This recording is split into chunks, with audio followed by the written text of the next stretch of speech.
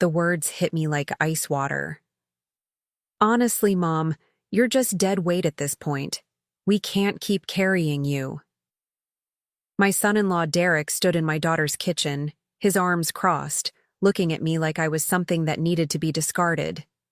My daughter Sarah said nothing. She just stared at her coffee cup, unable to meet my eyes. I had come over that morning to drop off homemade soup for my grandson Tommy, who had been fighting a cold. Instead, I walked into what felt like an intervention. They wanted to talk about my situation, as Derek called it.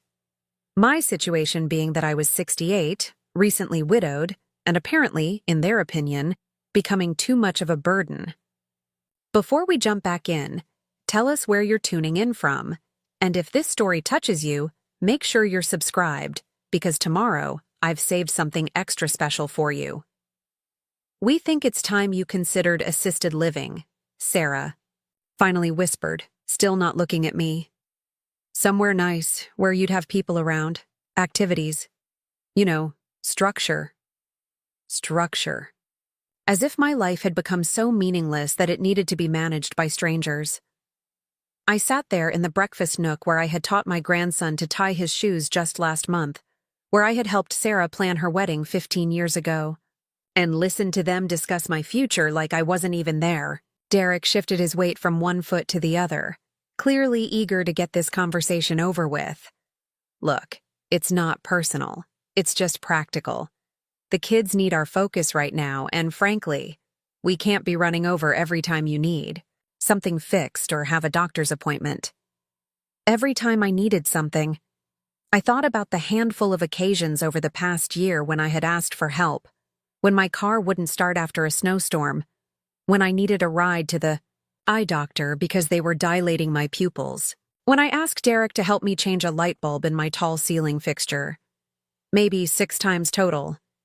Apparently, that was 6 times too many. I had been Eleanor Whitmore for 68 years, and for 42 of those years, I had been married to Richard Whitmore, a kind, gentle man who built furniture with his hands and read poetry aloud to me on Sunday mornings. We had been partners in every sense of the word, raising Sarah together, building a life filled with small joys and quiet contentment. When Richard died 8 months ago from a sudden heart attack, I thought the hardest part would be learning to live without him. I never imagined that the people I loved most would decide I was too much trouble to love back. Sarah had always been my pride and joy. She was smart, ambitious, and had married Derek fresh out of college. He worked in corporate finance, made excellent money, and gave me 2 beautiful grandchildren, Tommy and little Grace. For years, our relationship had been cordial, even warm at times. Derek would joke about my cooking being better than Sarah's, and I would laugh and pack him extra leftovers. He would ask my advice about investments, since Richard had taught me a thing or two about money over the years. We had been family. But something had shifted after Richard's funeral. The phone calls became less frequent. The invitations to family dinners dwindled. When I did see them, Derek seemed impatient, constantly checking his phone, making comments about how I was dwelling on Richard's death, or how I needed to get out more. As if grief had an expiration date that I had somehow missed. The truth was, I had been getting out. I volunteered at the local animal shelter twice a week, helping with the older dogs that nobody wanted to adopt. I attended book club at the library every Thursday. I had even started taking watercolor classes at the community center.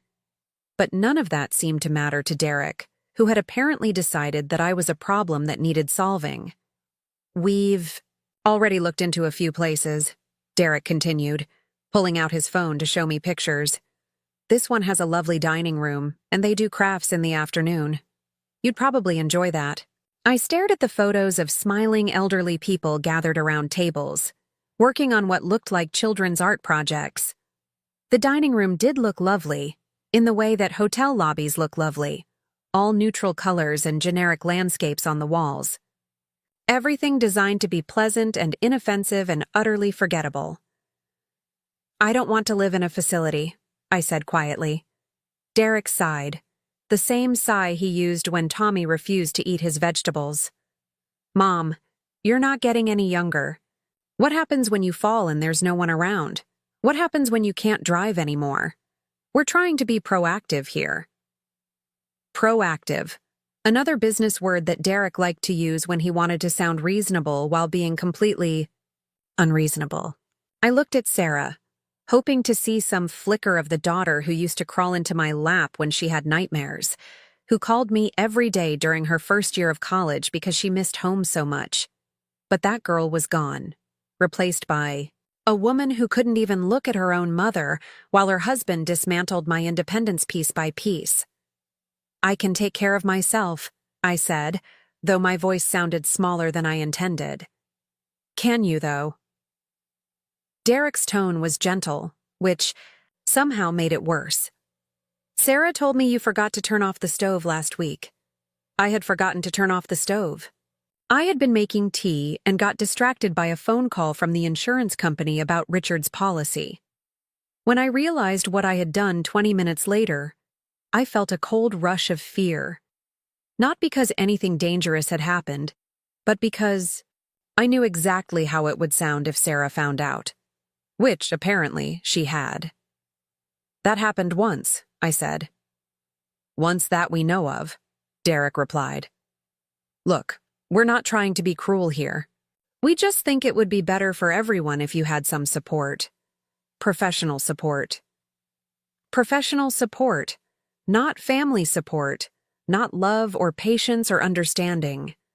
Professional support, the kind you pay for, the kind that comes with visiting hours and scheduled activities and meals that arrive on trays at predetermined times. Sarah finally looked up from her coffee cup, and I saw tears in her eyes. For a moment, I thought she might speak up, might tell Derek that this whole conversation was premature and unkind. Instead, she said, "Maybe you could just visit a few places, Mom, just to see what's available." Just to see what's available. As if shopping for the place where I would spend my final years was like browsing for a new couch or picking out paint colors. As if the decision had already been made, and I was simply being allowed to choose the flavor of my own imprisonment. I set down my coffee cup and reached for my purse. My hands were shaking slightly, but I tried to keep my voice steady. I should go. Mom?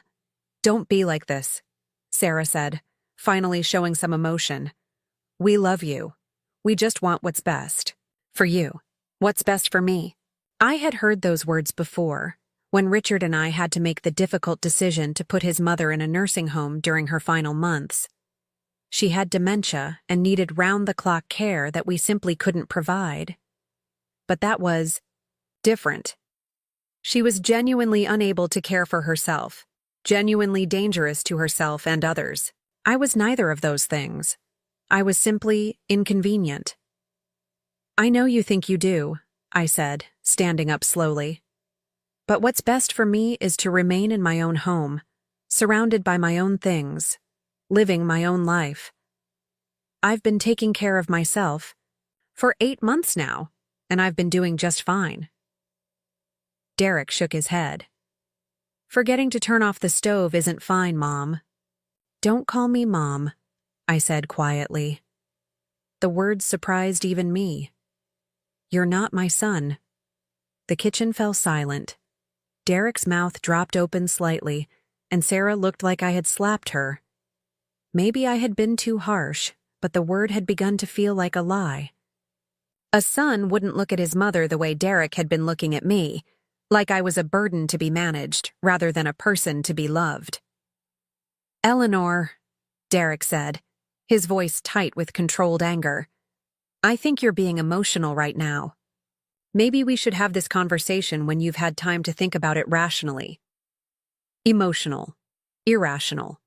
More words designed to dismiss me, to make my feelings seem invalid simply because they were inconvenient for him.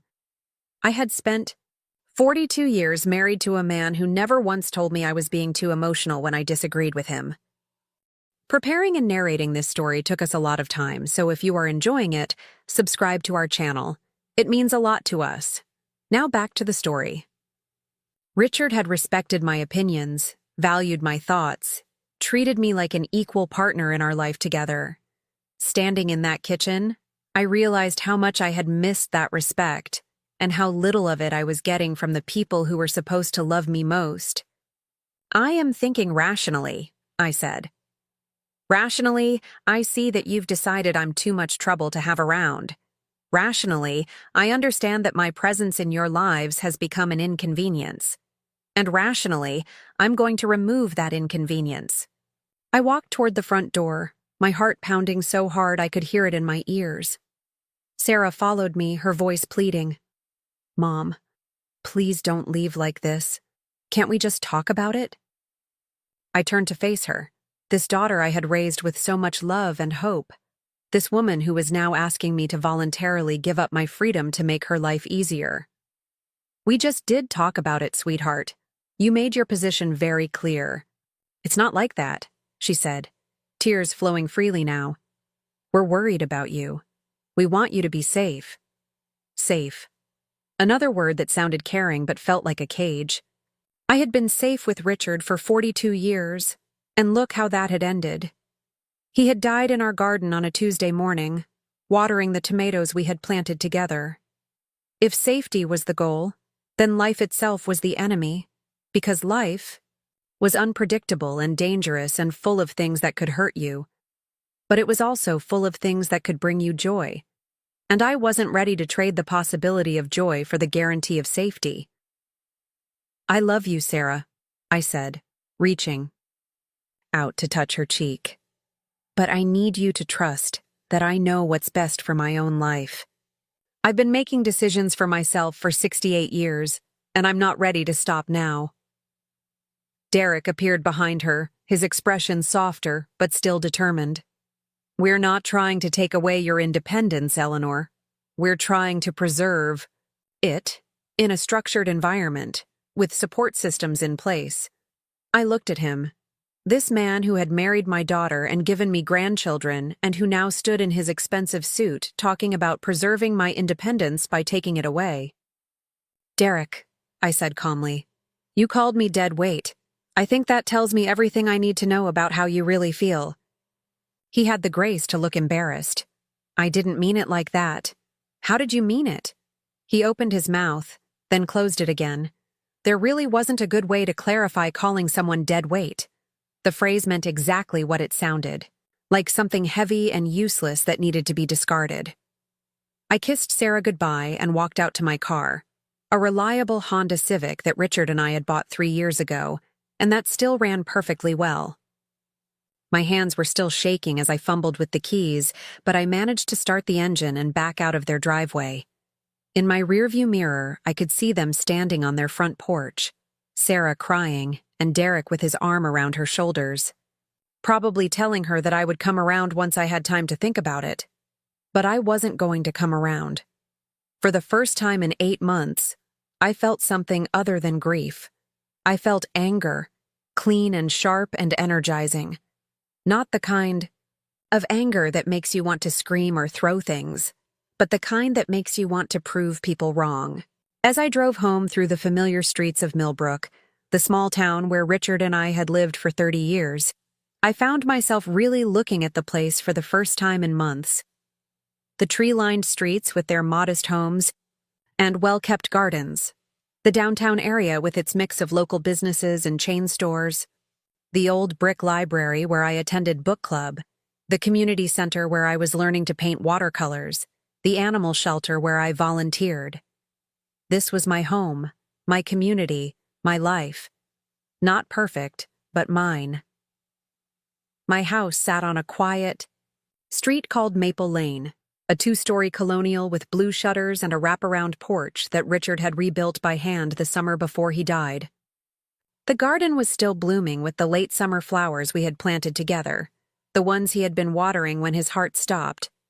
I had been inside making lunch, humming to myself as I sliced tomatoes from our own vines. When I called him in to eat and got no answer, I found him lying peacefully among the marigolds, the garden hose still running in his hand. Walking into the house now, I felt the familiar weight of his absence, but also something else. a determination I hadn't felt since his funeral. I had work to do. I had decisions to make. And I had people to prove wrong. I went straight to Richard's study, a small room lined with bookshelves and filled with the comfortable clutter of a life well lived.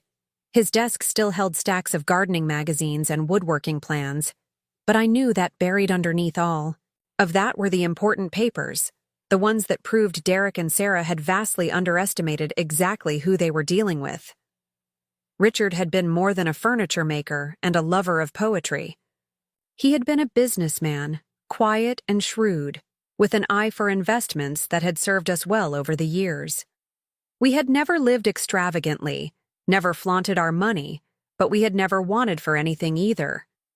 More importantly, Richard had taught me everything he knew about managing money, about reading contracts and understanding real estate, and recognizing good investments when they presented themselves. Most people knew that Richard had left me comfortable. What they didn't know was exactly how comfortable or how many assets I had quietly accumulated on my own over the years. I had always been good with numbers, good at seeing patterns and opportunities that others missed.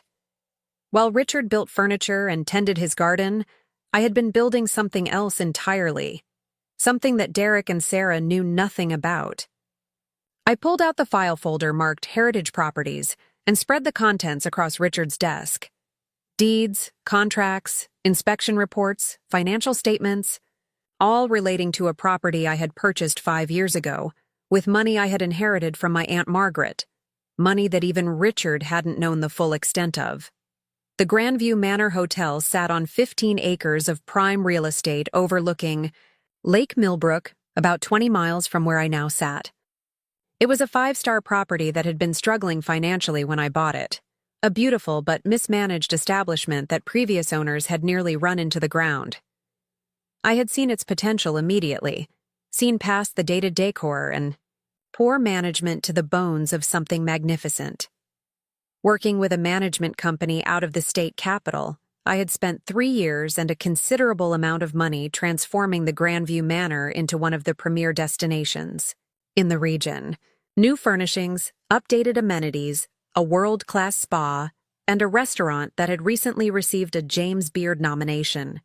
The hotel now hosted weddings, corporate retreats, and wealthy tourists who paid premium rates for the privilege of staying in luxury while enjoying the natural beauty of the lake.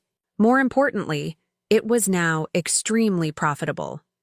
So profitable that the management company had been begging me to sell, offering amounts that would set me up for multiple lifetimes.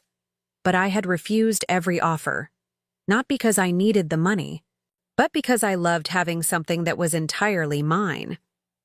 Richard had known about the hotel, of course, but he had also understood my need to keep certain aspects of my business private. He never pressed me for details, never questioned my decisions, never made me feel like I needed to justify my choices. Unlike some people. I sat in Richard's chair and stared at the papers spread before me. Derek thought I was dead weight. Sarah thought I needed to be managed and supervised, and kept safe in some sterile facility where I could do crafts in the afternoon and eat meals prepared by someone else. They had no idea that the woman they were trying to shuffle off to assisted, living owned one of the most successful hotels in the state. But they were about to find out. I picked up the phone and dialed the number for Grandview Manor. The call was answered on the second ring by Marcus, the hotel's general manager, a polished young man with an MBA and an eye for detail that reminded me of myself at his age. "Mrs. Whitmore," he said, his voice warm with genuine affection. "How lovely to hear from you. How are you holding up?" Marcus had attended Richard's funeral, had sent flowers and a handwritten note that made me cry, with its thoughtfulness. Unlike my own family, he had checked on me regularly in the months since, never pushy or intrusive, just caring. "I'm doing well, Marcus. Better than expected, actually. I have a rather unusual request." "Of course. What can I do for you?" I took a deep breath, feeling something shift inside me, some long dormant part of myself waking up after months of sleeping. "I'd like to check into the hotel, Tonight, if possible. There was a pause, and I could hear the surprise in his voice. You want to stay at the hotel? Is everything all right? Everything is perfect, I said, and I meant it. I just think it's time I reminded myself of what I'm capable of. Marcus laughed, a sound of delight and understanding. I'll prepare the presidential suite immediately. Will you be dining with us this evening? I will. And Marcus?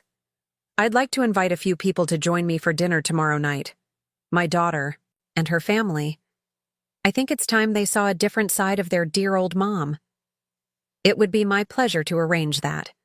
Should I mention that you're the owner when I call them?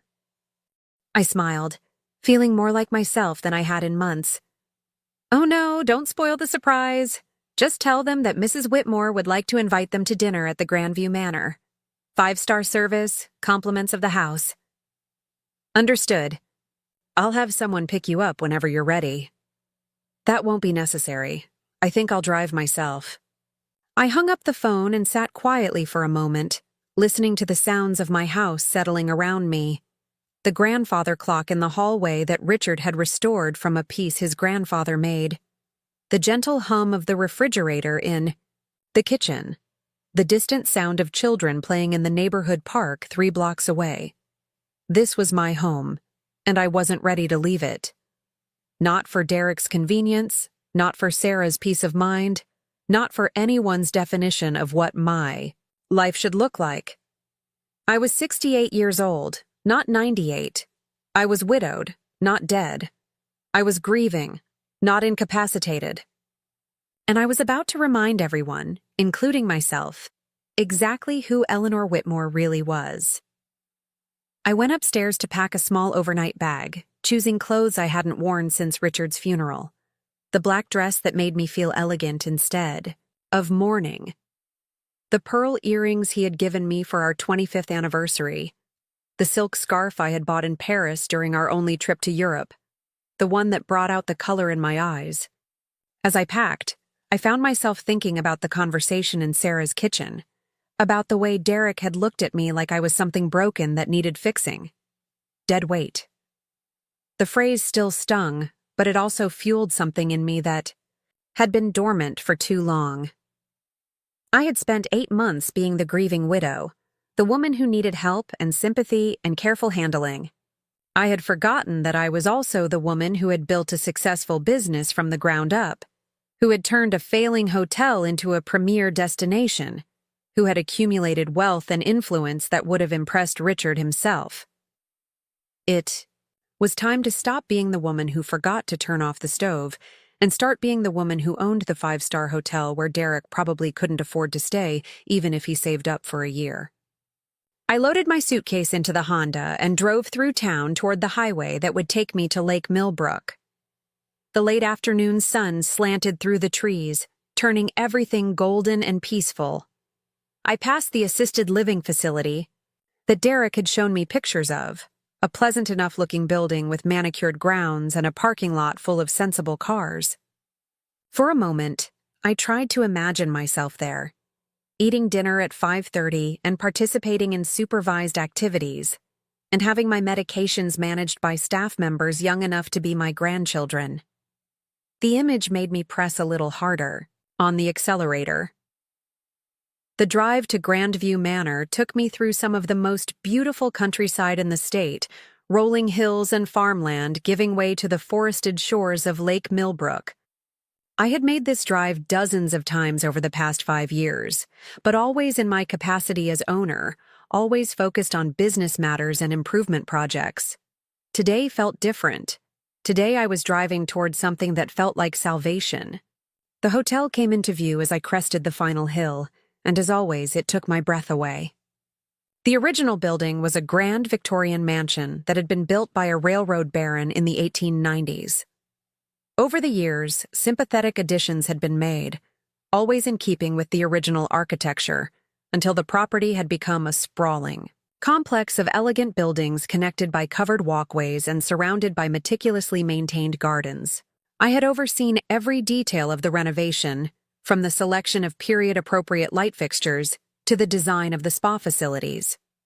The result was a place that felt both timeless and thoroughly modern, luxurious without being ostentatious, comfortable without being casual. It was exactly the kind of place where Richard and I might have celebrated a special anniversary, if he had lived long enough for us to have more anniversaries to celebrate. Marcus met me in the circular driveway as I pulled up, looking impeccable, as always in his perfectly tailored suit. Behind him, 2 staff members waited to take my luggage, their faces bright with genuine welcome. This was the difference between being a customer and being an owner, between being treated as a source of revenue and being treated as family. "Mrs. Whitmore," Marcus said, opening my car door with a flourish. "Welcome home. Home." The word settled into my chest like a warm drink on a cold day. This place, which I had created and nurtured and shaped with my own hands and vision, felt more like home in that moment than anywhere else on earth. "It's good to be here, Marcus." He gestured toward the main entrance, where doormen waited, to escort me inside. "Everything is prepared exactly as you requested. The presidential suite has been refreshed, and I've taken the liberty of stocking it with your favorite tea and those macarons you enjoyed during your last visit." "You spoil." "It's my job to spoil you," he said with a grin. "And might I say, you look wonderful. Rested." Rested was not the word I would have used to describe myself that morning, but something about being here, being treated with respect and care and genuine affection, was already working its magic. I felt my shoulders relaxing, my breathing deepening, my spine straightening in a way it hadn't in months. The lobby of Grandview Manor was a masterpiece of understated elegance, all rich woods and soft lighting and carefully chosen antiques. Fresh flowers from the hotel's own gardens filled crystal vases, and soft classical music played from hidden speakers. Guests moved through the space with the unhurried pace of people who had paid good money to relax, while staff members glided efficiently between them, anticipating needs before they were voiced. I had created this. This beautiful, successful, profitable business was mine, born from my vision and sustained by my decisions. Standing in the lobby, watching the smooth operation of an enterprise that employed over 100 people and brought joy to thousands of guests each year, I felt something I hadn't felt since Richard died. I felt proud. "Would you like to go straight to your suite, or would you prefer to have a drink in the lounge first?" Marcus asked. "The lounge sounds perfect." He led me to the Millbrook Lounge, an intimate space with leather chairs arranged around a stone fireplace and tall windows overlooking the lake. At this time of day, the room was nearly empty, perfect for a quiet drink and a chance to decompress from the morning's events. Marcus signaled to the bartender, a young woman with an easy smile who approached our table immediately. "What can I get you, Mrs. Whitmore?" "A glass of the Chablis, please. And Marcus, will you join me?" I'd be honored. We sat in comfortable silence for a few minutes, watching the late afternoon light play across the water. A few boats moved slowly across the lake, their wakes creating V-shaped patterns that spread and eventually disappeared. It was peaceful in a way that I had forgotten was possible, peaceful in a way that had nothing to do with the artificial calm of assisted living facilities. "How have you really been?" Marcus asked finally, his voice gentle but direct. "I know. The past few months must have been difficult." "They have been," I admitted, "but perhaps not in the way I expected." "Oh?" I took a sip of wine, savoring the crisp taste and the way it seemed to settle my nerves. I expected grief to be the hardest part, and it has been hard losing Richard. But what I didn't expect was how quickly other people would decide that grief had made me incapable of living my own life. Marcus frowned. "Someone's been giving you trouble?" "My family thinks I should move to assisted living. They're concerned about my safety, my ability to care for myself. They think I'm becoming a burden." "A burden?" Marcus's voice was sharp with indignation. "Mrs. Whitmore, you're one of the most capable people I know. The work you've done here, the decisions you've made, the way you've built this business from nothing, That's not the work of someone who needs to be taken care of. That's exactly what I was thinking, I said, feeling a smile tug at the corners of my mouth. In fact, I was thinking it might be time to remind them of exactly who they're dealing with. Marcus leaned back in his chair, his eyes bright with interest. What did you have in mind? Well, I said, finishing my wine and setting the glass, down with a definitive click. I thought I might invite them to dinner tomorrow night. Here, as my guests. And will you be telling them beforehand that you own the place? Where would be the fun in that? Marcus laughed, a sound of pure delight. Mrs. Whitmore, I think this is going to be a very interesting evening. Should I prepare anything special? Just your usual impeccable service. Though perhaps you could arrange for the chef to prepare something particularly impressive. I want my family to understand that their dear old mother has excellent taste. Consider it done. And, Mrs. Whitmore? For what it's worth, anyone who thinks you're dead weight clearly doesn't know you very well. I felt tears prick at my eyes, but they were good tears. Tears of gratitude and recognition rather than sorrow. Thank you, Marcus. You have no idea how much I needed to hear that. Oh, I think I do. He walked me to the elevator that would take me to the presidential suite, a journey I had made many times as an owner, but never as a guest. The difference was subtle but meaningful. As an owner, I was always working, always noticing things that needed attention or improvement. As a guest, I could simply appreciate the beauty and comfort that my work had created. The presidential suite occupied the entire top floor of the main building, with wraparound windows that offered breathtaking views of the lake and surrounding hills. The sitting room was furnished with antiques I had personally selected, pieces that managed to be both elegant and comfortable. Fresh flowers filled the room with gentle fragrance, and a bottle of champagne waited in an ice bucket beside a plate of the French macarons Marcus had mentioned. I kicked off my shoes and padded across the Persian rug to the windows, looking out at the lake as the sun began its descent toward the horizon. From up here, I could see the hotel's gardens spreading out below me, the carefully planned landscapes that provided color and beauty through all 4 seasons. I could see the spa building, where guests could indulge in treatments that would cost Derek a week's salary. I could see the pool area, where families laughed and children played under the watchful eyes of attentive staff. This was what I had built. This was what Derek called dead weight. I opened the champagne and poured myself a glass, then called Sarah's number. She answered on the first ring, her voice anxious and hopeful. Mom, are you okay? I've been worried about you all day. I'm fine, sweetheart. Better than fine, actually. I'm calling to invite you and Derek and the children to dinner tomorrow night. Oh. She sounded surprised, and I could hear the relief in her voice. Of course. We'd love to have dinner. Should we bring something? No need. We won't be eating at home. I've made reservations at a lovely restaurant, the Grandview Manor, out by the lake. Do you know it? There was a pause. The Grandview Manor? Mom, that place is incredibly expensive. Are you sure you can afford it? I smiled, taking a sip of champagne that probably cost more than most people spent on an entire meal. Don't worry about the cost, dear. It's all taken care of. Can you be there at 7 tomorrow evening?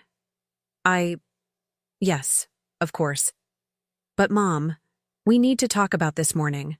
About what Derek said. He feels terrible about the way that came out. I'm sure he does. We'll have plenty of time to talk tomorrow night. I think you'll find it very enlightening. What do you mean? You'll see. Just dress nicely. It's a 5-star establishment.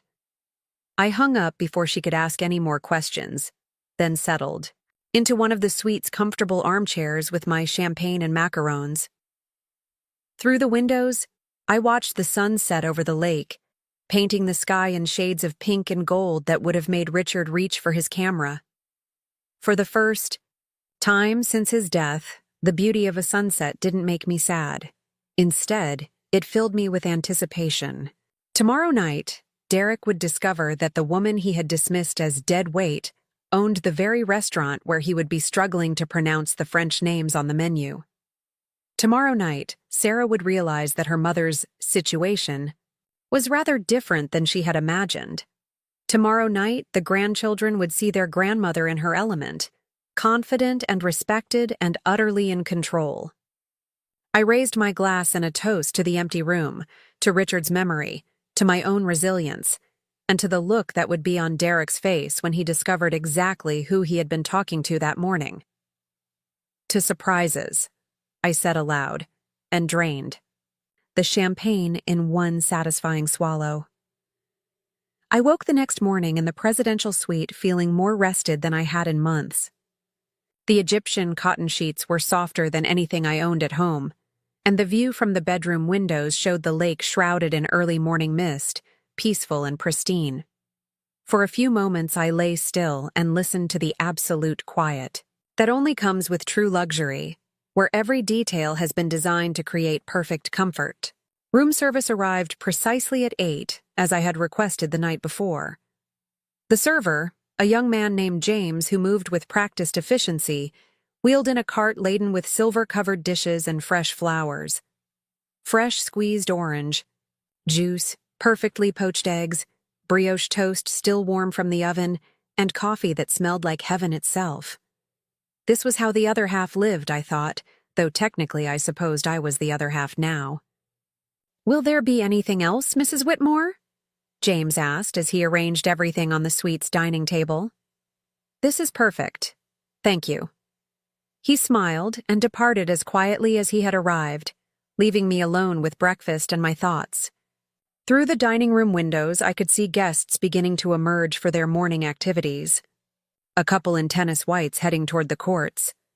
A family with young children making their way to the pool. Business executives in suits walking purposefully toward the conference center for what was probably a corporate retreat. All of these people were here because of decisions I had made, investments I had authorized, vision I had implemented. Yet Derek thought I was too addled to manage my own household. The irony was so sharp it almost made me laugh. I spent the morning reacquainting myself with the hotel's operations, something I had been too grief-stricken to focus on properly since Richard's death. Marcus gave me a complete tour, showing me improvements that had been made in my absence and discussing expansion plans that required my approval.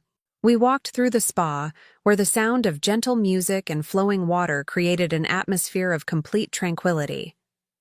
We visited the conference center, where a technology company was conducting a 3-day strategic planning session. We toured the kitchens, where the chef was already preparing for the evening's dinner service. "The reservation for tonight is confirmed," Marcus told me as we walked through the restaurant's main dining room. "Table 12, our best table by the windows. I've arranged for Pierre to personally oversee the service." Pierre was the maitre d', a distinguished gentleman who had trained at some of the finest restaurants in France before joining our team. He approached us now, his face lighting up when he saw me. "Madam Whitmore," he said, taking my hand and kissing it in the old-fashioned way that somehow didn't feel silly when he did it. "How wonderful to see you. Marcus tells me you have special guests joining you this evening." "Very special," I said. "My daughter and her family. I'm hoping to give them an evening they'll never forget." "Consider it done. I have selected wines that will complement Chef Antoine's tasting menu perfectly. Your guests will experience the very best we have to offer." Pierre's accent made everything sound more elegant, more important.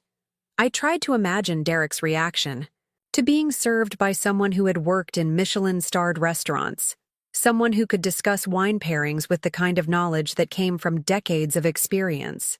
Derek, who considered himself sophisticated because he drank craft beer and could identify different types of whiskey.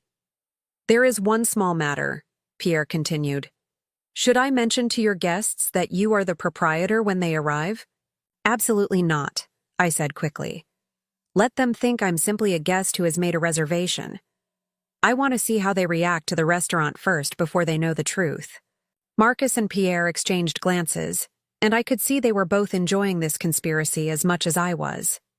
There was something delightful about being surrounded by people who not only understood my situation, but were actively helping me orchestrate my little surprise. I spent the afternoon in the hotel's library, a cozy room lined with first edition books and furnished with leather chairs that invited long periods of reading. It was one of my favorite additions to the hotel, a space where guests could escape from their busy lives and lose themselves in literature. The afternoon light streamed through tall windows, and the room smelled of old books and furniture polish.